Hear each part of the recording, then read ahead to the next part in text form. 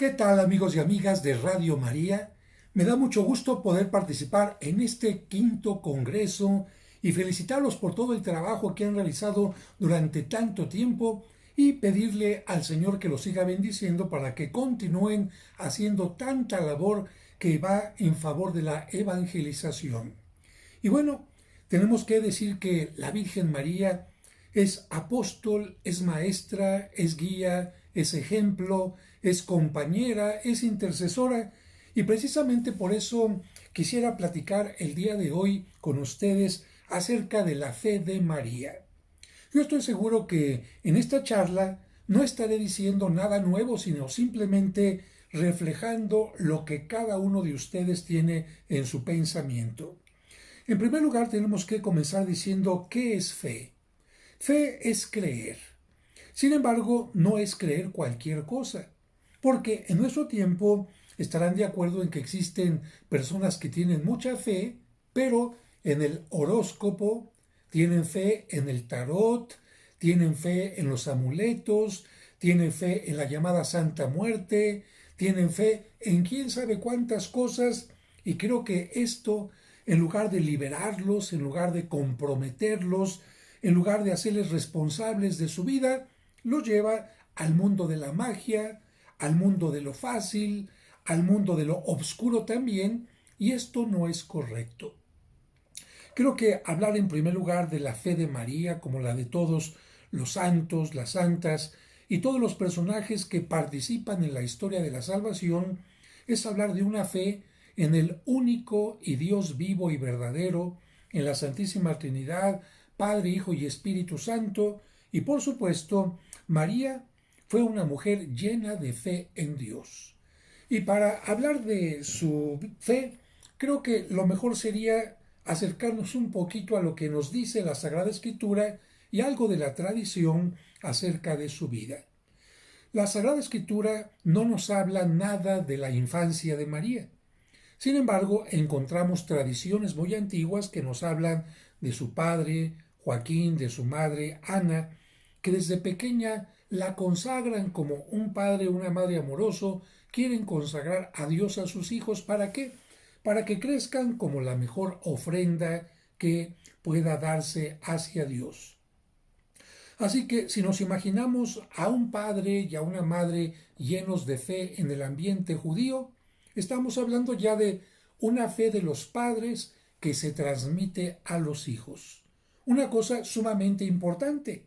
Precisamente por eso les tenemos tanto cariño a San Joaquín y a Santa Ana, no únicamente porque hayan transmitido la vida corporal de su hija, sino porque transmitieron sobre todo una vida espiritual. En el mundo judío, ¿qué encontramos? En el mundo judío encontramos que hay dos tipos de sacerdocio, si me lo permiten decir así. El padre de familia, de alguna manera, es un sacerdote, no es el sumo sacerdote, pero sí es un sumo sacerdote que consagra la vida de su familia, que bendice a la esposa, que bendice a los hijos, especialmente el Shabbat, y que en nombre de la familia y en nombre de todo el pueblo hace constantemente oración y, por supuesto, va a el lugar de oración que puede ser la sinagoga. En tiempo de la Virgen María, bueno, pues era el templo. Así que un padre que se encarga propiamente de las cuestiones religiosas que se van heredando de generación en generación.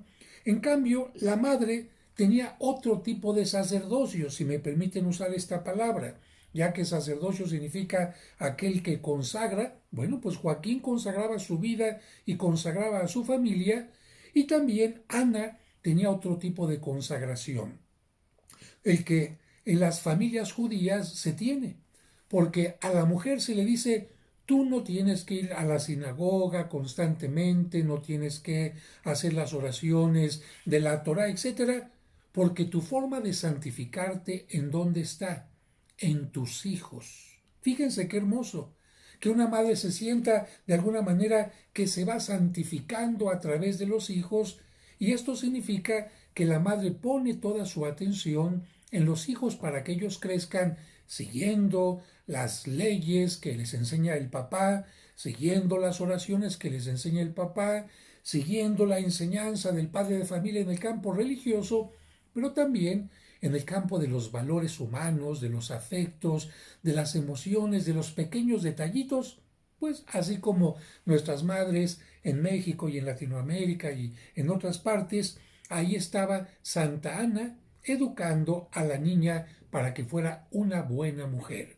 De hecho, hay unas pinturas como la de Bartolomé Esteban Murillo y otras más, donde se representa a la Virgen María siendo educada por Santa Ana. Y te repito, no en la parte religiosa, pero sí en esa parte de fe que se aplica, que aterriza en la vida ordinaria.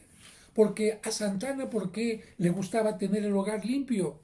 Porque Dios le había enseñado que el orden y la limpieza son parte de la creación que Él ha dado, porque Dios no creó las cosas desordenadas, sino con un orden. ¿Cómo las creó Dios? Con cierta limpieza, con cierta pulcritud. Así que encontramos de esta manera a Santa Ana y además en otra cosa muy particular, en la creación constante de lo que estaba en sus manos. Porque fíjate que en el ambiente judío y en el mundo entero, durante un tiempo se pensaba que el padre era el que transformaba la tierra, era el campesino, el que sembraba, el que cosechaba, el que de alguna manera se encargaba de ir a cazar o obtener los recursos, y en cambio la madre transformaba las cosas en la casa. ¿Cómo? A ver, ¿cómo que transformaba? ¿Por magia? No. Transformaba las cosas, por ejemplo, aquí está una verdura, aquí está una berenjena, aquí está otra cosa, y esa madre con una gran creatividad y mucho amor, pues creaba una sopa, creaba algún guisado para alimentar a su familia. ¿En qué otra manera Santa Ana creaba?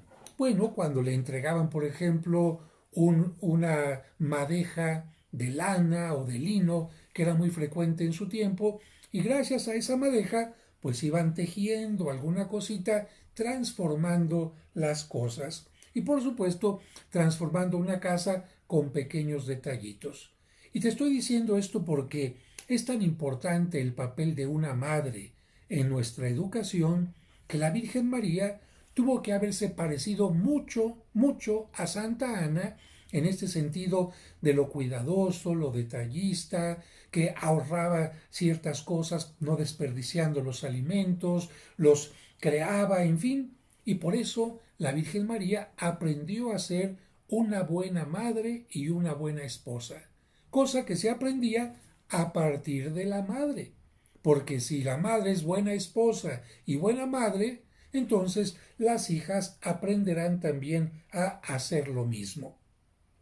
Una vez que te he comentado esto, nos iríamos ya al momento en que la Virgen María crece y se convierte en una joven que seguramente por su calidad de vida, por sus emociones, sentimientos, por su generosidad, habrá sido muy pretendida por muchas personas. Y sin embargo, ella va a tener al mejor esposo que pueda haber. Y no me refiero a San José, que por supuesto fue un gran compañero en esta tierra, sino me refiero a Dios. Porque Dios entre todas las mujeres, fíjate, entre todas las mujeres que habían existido y entre las que existirán, porque todas las mujeres significa pasado, presente y futuro, Él eligió a la mujer que tenía más gracias. Por eso el ángel le dice a María, Dios te salve, que era una forma de saludar, Dios te salve, llena eres de gracia. Esto ya nos habla a nosotros especialmente de las gracias más importantes, que serán en todo caso la fe, la esperanza, el amor, etcétera, que no son cosas que nosotros obtengamos únicamente por nuestro pensamiento, sino que son cosas gratis, eso significa gracias, que recibimos de parte de Dios y que las sabemos utilizar y las sabemos aprovechar, porque a Dios todo nos da la gracia de la fe. Unos no la cuidamos, otros no la aprovechamos, otros no la hacemos crecer, sino más bien la hacemos decrecer. Y María fue creada con un gran amor Pero además de esto, ella conservó todas estas gracias y este acercamiento a Dios a tal grado que Dios la elige para que ella sea la madre de Jesucristo, la madre del Mesías. Ah, bueno, alguien dirá, va a ser la madre del Mesías, entonces van a estar ángeles sirviéndole todo el tiempo, ángeles que van a agarrar la escoba, ángeles que van a agarrar el plumero, ángeles que van a cocinar, ángeles que van a coser la ropa. Uy, qué fácil ser la madre de Dios, una princesa, una reina que nada más hace así, así y así. Pues fíjate que no. Al contrario, Dios le puso una prueba difícil porque ella tendría que aceptarse la madre de Cristo sin haberse casado con otra persona, sin tener una relación física con otra persona. ¿Por qué? Porque para que nazca una persona, es cierto, a nivel humano, se necesita el concurso, la participación de un hombre y de una mujer para que puedan originar una nueva vida. Pero en el caso de Jesucristo, Él no necesitaba que le dieran vida. El Hijo de Dios ya existía desde siempre en la presencia de Dios. Por lo tanto, él no necesitaba que le dieran la vida porque ya la tenía. ¿Qué es lo que necesitaba? ¿Un padre? No. Necesitaba solamente una madre que lo recibiera en su vientre, donde él tomara carne, porque ya existe, ya existía desde siempre, antes que la Virgen María, antes que todo ser humano, y necesita solamente él, que es espíritu, que alguien le dé carne, y la forma de tener carne en esta tierra es a través de una madre. Por eso nosotros decimos que Jesucristo se encarna en la Virgen María. Pero si imagínate en nuestro tiempo, ser madre soltera no es nada fácil, ser una mujer que tiene relaciones con alguien y queda embarazada no es fácil. Imagínate en el tiempo de la Virgen María y de San José que una mujer que podía ser pretendida por muchos y que incluso estaba desposada, ya comprometida con José para ser su esposa, que de repente, sin que José participara, ella estuviera embarazada. Ah, caray. Por eso la Virgen María le pregunta al ángel, ¿cómo puede ser esto si yo soy virgen? ¿Cómo puedo tener un hijo? Y el ángel le podía haber dicho, bueno, José va a ayudar. No, el ángel le dice, el Espíritu del Señor va a descender sobre ti. Y de esta manera encontramos la primera fe de María en esto, en decir, ¿qué va a pasar conmigo? ¿Qué le voy a decir a José? ¿Qué le voy a decir a mis padres? ¿Qué va a decir la gente si se entera que estoy embarazada y que este hijo no es hijo de José? Pues seguramente van a hacer lo que dice el libro de Levítico con las mujeres que estaban comprometidas con un hombre y quedan embarazadas antes de que convivan juntos. Me van a sacar del pueblo, me van a matar a pedradas por infiel, me van a matar a pedradas por adúltera, en fin. ¿Cuántas cosas pueden pasar por la mente de una persona como María en aquel momento? Y sin embargo, María no puso su atención en los problemas. María no puso su atención en el qué dirán. María no puso su atención en la problemática que pudiera venir. Ella puso su atención y su fe en Dios.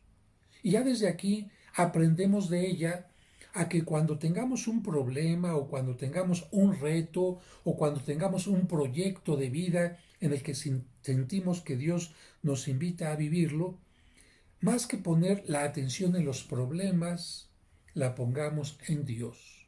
Fíjate, cuando Pedro caminó sobre el agua, en lugar de poner la atención en Cristo, puso la atención en la tempestad y en las olas y se hundió. María nunca se hundió, porque María no dejó de poner su atención en Dios. De tal manera que esta fe es la que la llevó a aceptar el nacimiento de Jesucristo, el que Él se encarnara primero, en su vientre, y el que ella supiera que Dios no sabía cómo, iba a decirle a José las cosas, lo iba a hacer entender las cosas, y así fue. Sin saberlo, María supuso por la fe que Dios actuaría en José y Dios actuó en José, ¿te acuerdas con aquel sueño que le dijo, no temas en recibir a María? Bueno, ya pasamos de este problema grave y la fe salvó a María, como también la fe ayudó a José en aquel momento. Bien, el segundo momento del que nos habla el Evangelio es que María, después de que escucha al ángel y se entera de que su prima Isabel está embarazada, se pone a pensar, ah, caray, mi hija ya, mi prima es mayor de edad, Zacarías nunca ha participado en un parto, no es un hombre que pueda saber de esto, viven en la montaña de Judea, no es una región fácil, no hay alguien que le ayude, y entonces María, la fe que ella tiene, la convierte en servicio. Dios le ha ayudado a entender que tener fe no es solamente algo interno, hermoso, estar en contacto con Dios, sino que mi fe me tiene que llevar también a ayudar a transformar la vida de los demás en algo positivo, y por esto María va a visitar a su prima Isabel. Y en aquel momento María va a proclamar algo maravilloso cuando Isabel le dice, bendita eres entre las mujeres, por su fe, por haber acogido al Hijo de Dios en su vientre, y bendito es el fruto de tu vientre. Bueno, María también va a tener más adelante fe en Jesús, que fue el fruto de su vientre. Pero en esta ocasión, María convierte su fe en servicio. Fíjate, su fe en acogida, su fe en ayuda, su fe en transformar los momentos difíciles en momentos más agradables, porque no es lo mismo tener un problema estando solo que en ese problema contar con alguien. Y por eso sabemos que María puede venir a nuestro encuentro cuando nosotros la invocamos. Una vez que ha nacido Juan el Bautista, María tiene que regresar al lugar donde vivía con José. ¿Por qué? Porque también ella tiene que cuidar el nacimiento de su propio hijo. Ella pensaba seguramente que el Hijo de Dios nacería en Nazaret. Fíjate, ahí tenía una fe que su hijo nacería en Nazaret, que nacería en medio de los parientes, en su propia casa, en un ambiente cómodo. Sin embargo, su fe tuvo que tener una adaptación. Su fe tuvo que tener una apertura cuando el César Augusto de aquel tiempo dijo, necesito que se registren, que se censen, que se empadronen todos los ciudadanos del Imperio Romano para saber cuánto tengo que recibir de impuesto. ¿Y qué pasa? María tiene que viajar con José al lugar donde él había nacido, porque ahí es donde se tenía que registrar, y había 100 kilómetros más o menos de distancia, quizás un poquito más entre Nazaret y lo que era Belén. Y María no pone peros. María no le recrimina a Dios, Señor, pero ves que me estás poniendo difícil esto, es que mejor ya no quiero. No, María acepta las circunstancias gracias a esta gran fe que se abre, que no se aferra a las ideas, a los proyectos que tenía, porque la fe también a veces nos hace cambiar nuestros proyectos de vida. ¿Cuántos santos y santas tenían un proyecto de vida y por la fe en Dios lo tuvieron que cambiar? Y María, bueno, es un ejemplo de vida en esto, y en lugar de hacerle la vida más pesada y más penosa a José, que ya de por sí se habrá sentido triste con María, preocupado por tenerla que llevar de viaje, etc., María le dice, no te preocupes, José, seguramente, y lo apoya, lo acompaña, lo anima. Así que encontramos una María abierta a los cambios, una María que se va adaptando a las nuevas circunstancias. Cuando llegue el momento del nacimiento, otra vez tendríamos que preguntarnos, pues va a ser el Hijo de Dios, pues van a ser en un palacio, en una cuna de oro, van a ser en medio de todas las comodidades, y ese no era el plan de Dios. El plan de Dios era, no. En el mundo la gente cree que la gente es importante porque nace en un palacio, porque nace rodeada de lujos. No, yo les quiero enseñar a todos los seres humanos que todos los seres humanos son importantes sin importar dónde nazcan, sin importar si tuvieron una cuna, un palacio, sin importar. No, basta con que el ser humano nazca para que sea importante. Y como el Hijo de Dios se viene a solidarizar con todos los seres humanos, pero especialmente con los que se sentían menos tomados en cuenta, que sentían su pobreza como un castigo de Dios, el Hijo de Dios tiene que nacer en medio de la pobreza. Y en este sentido encontramos, y así nos dice la tradición, que María y José llegan a Belén y como había ido tanta gente a registrarse por el censo, no encuentran un lugar. Y María y José, por más que piden posada, tienen que conformarse con los lugares que utilizaban los pastores para guarecerse y guarecer a sus rebaños, porque Belén estaba lleno especialmente todavía, pero de pequeñas cuevas y grandes cuevas que servían como casa o como lugar de cuidado para las ovejas. Y ahí María y José van a tener el gusto y la alegría de que nazca su hijo. ¿Qué fe tuvo aquí María? María tuvo la fe bien clara. No tenía puesta su fe en las riquezas y en la comodidad, sino en lo que se va dando, en aprovechar lo que la vida, los momentos nos van ofreciendo. Hay una cueva, aprovechemos la cueva. Hay un poco de paja, aprovechémoslo como camita. Hay algunos animales, aprovechemos su aliento para que tengamos el calor. Pero sobre todo, aprovechemos las cosas positivas que tenemos. María con esto nos enseña a poner nuestra atención en las cosas positivas y no en lo que no tenemos. Porque cuando ponemos la atención en las cosas que no tenemos, que quisiéramos pero no tenemos, entonces nos llenamos nuestro espíritu de tristeza, nos llenamos en el espíritu de enojo, nos llenamos en nuestro espíritu de, ¿cómo se diría? Algo no salió bien y entonces me siento defraudado. Nos sentimos de esta manera y María no. Para María lo más importante que se tenía era la oportunidad de ser madre y eso nadie le iba a quitar ese gusto. Una fe que pone la atención en las cosas positivas.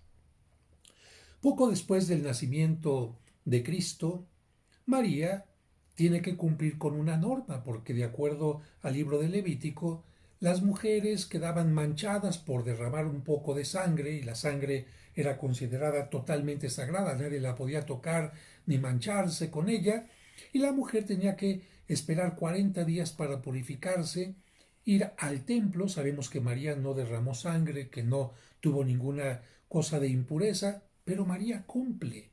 No quiere dar un mal ejemplo, no quiere pasar de soberbia diciendo, pues yo no tengo ningún pecado, yo no tengo que ir. María se solidariza. Como Cristo se solidariza con los pecadores, María dice, yo me solidarizo, si dicen que las mujeres son pecadoras por esto, me solidarizo con las mujeres también y me presento al templo. Además, ¿es malo ir al templo? ¿Por qué?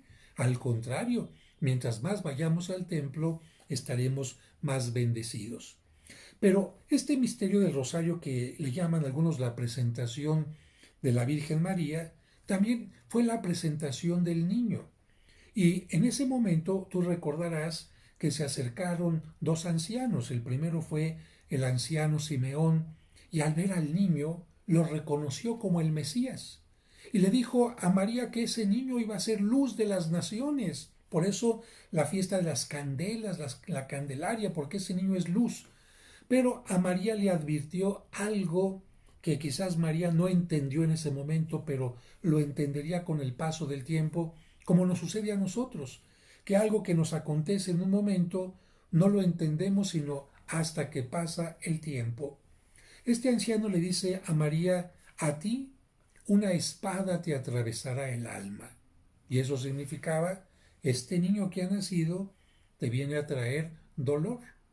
Y bueno, yo creo que esta profecía se la podría decir el anciano Simeón a cada madre de familia.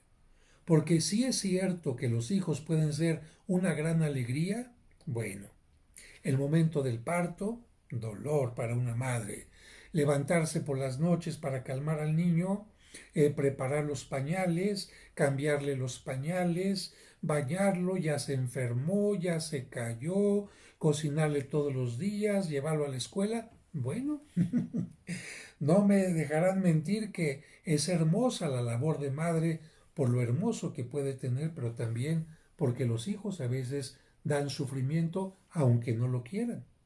A veces llegan incluso hasta no entender a la propia madre en etapas de la adolescencia. Quizás no fue el caso de María, aunque en algún momento sí, como lo vamos a ver más adelante. Los hijos a veces piensan en ellos y se les olvidan los papás.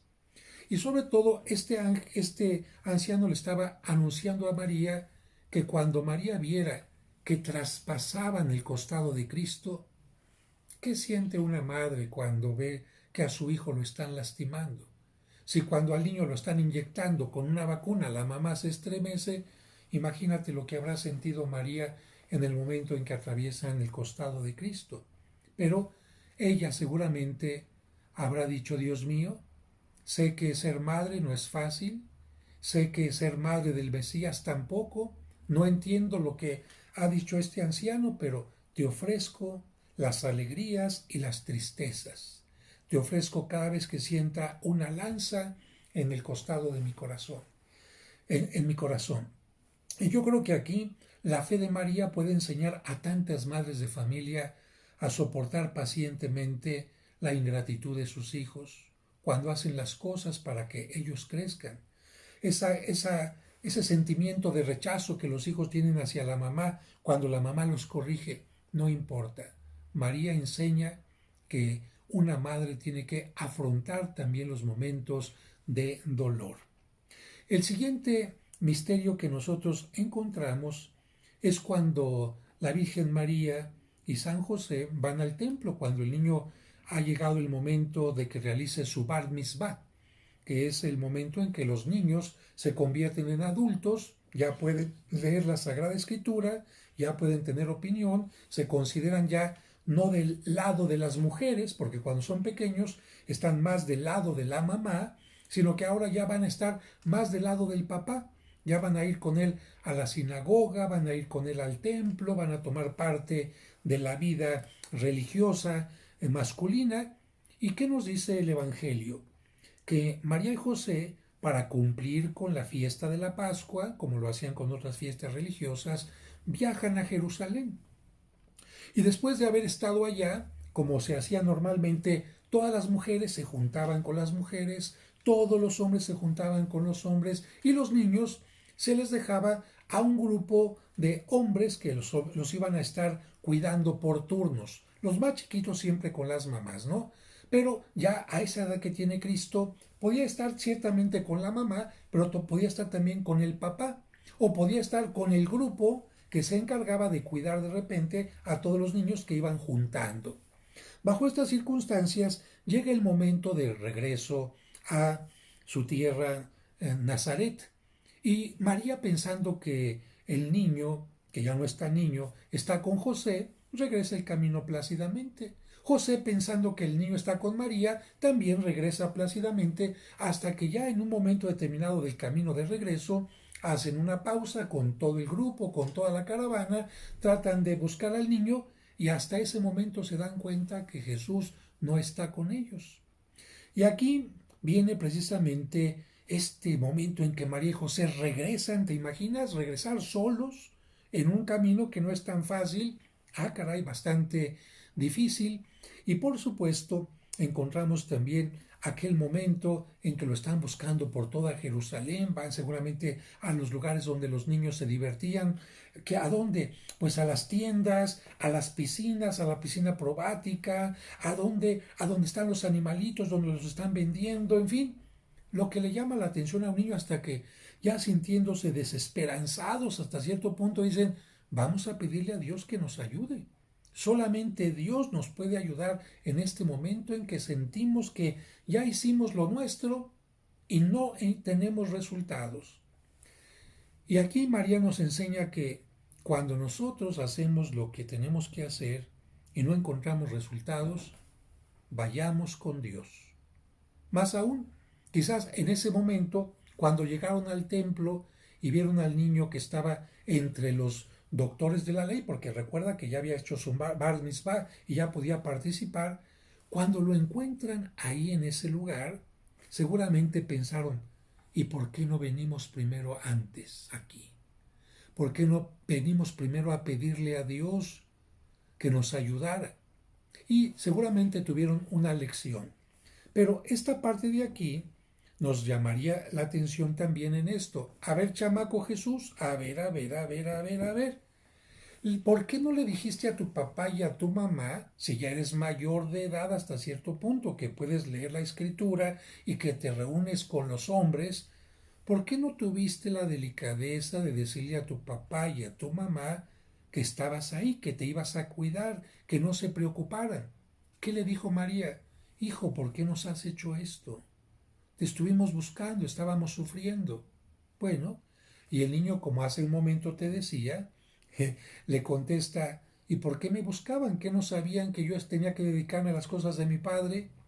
Jesús contesta como un adolescente, pensando, porque era un adolescente. Tú te recordarás que Jesús fue teniendo poco a poco claridad en su misión, poco a poquito fue teniendo claridad de quién era, poco a poquito fue teniendo más luz sobre su vocación, pero cuando era niño y cuando era adolescente no la tenía completamente, como que tenía alguna idea, como los adolescentes que todavía no saben lo que quieren ser, y por eso Jesucristo le contesta así a su mamá.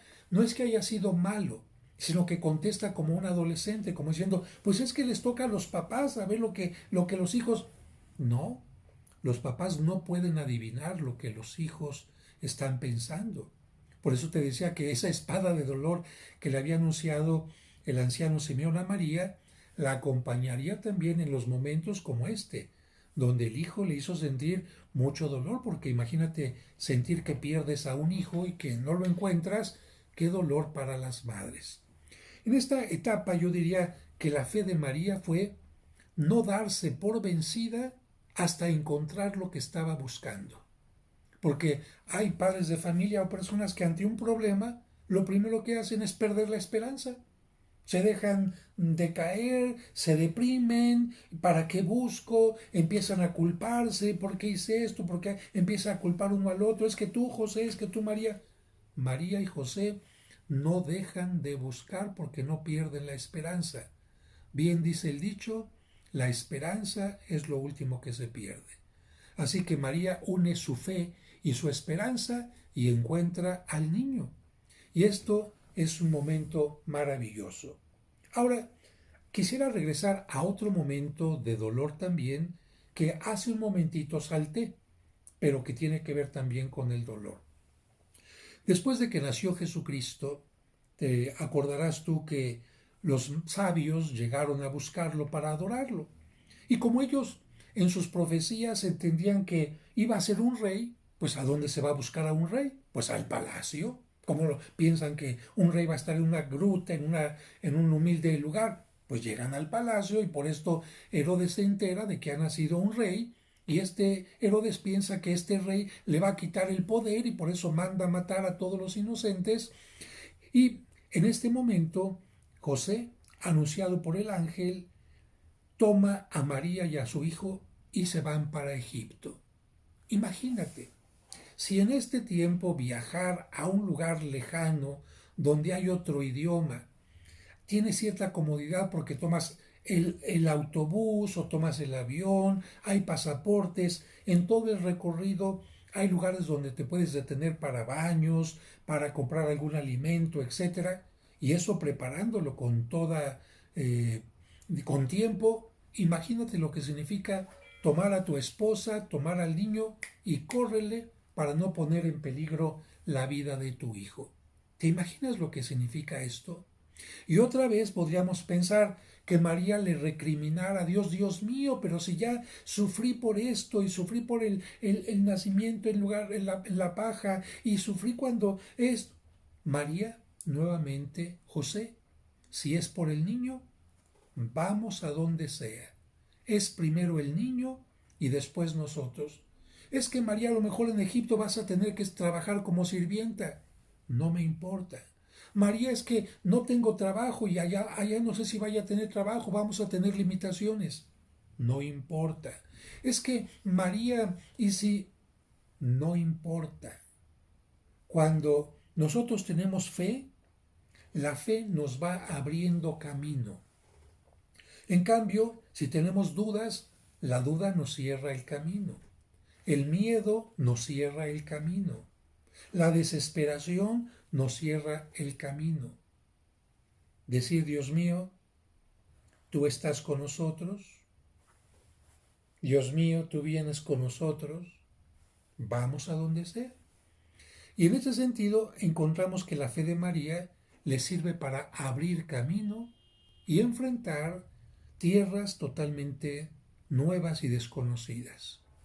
En este momento, a mí me parece que la fe de María tendría que ayudar especialmente a los jóvenes, a las mujeres, a las personas que van a iniciar un proyecto y tienen miedo, a las personas que van a viajar a otro lugar y tienen miedo, a las personas que van a iniciar una empresa y tienen miedo. María nos dice, pon la fe por delante, porque las cosas con fe son maravillosas.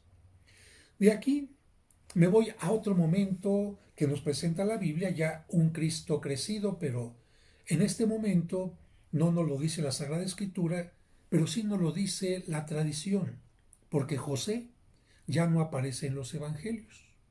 Si José no aparece en los evangelios, ¿qué significa? Y sobre todo en los evangelios, en la literatura, el padre de familia siempre era muy importante.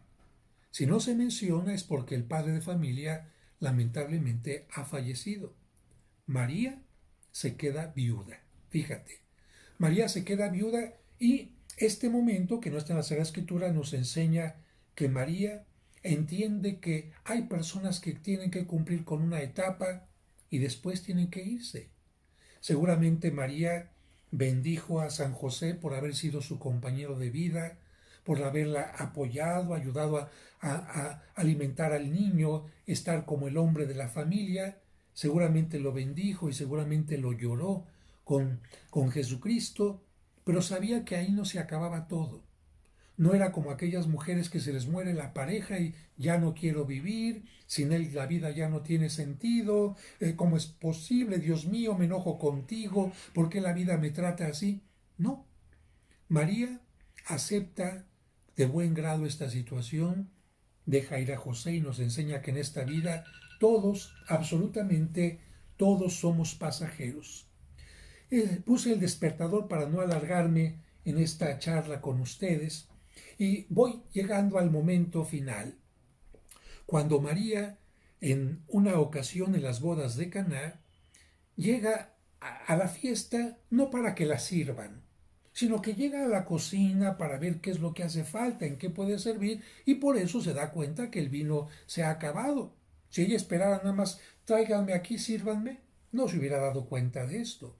Pero María llega con otras mujeres, ¿qué podemos hacer? ¿En qué podemos ayudar?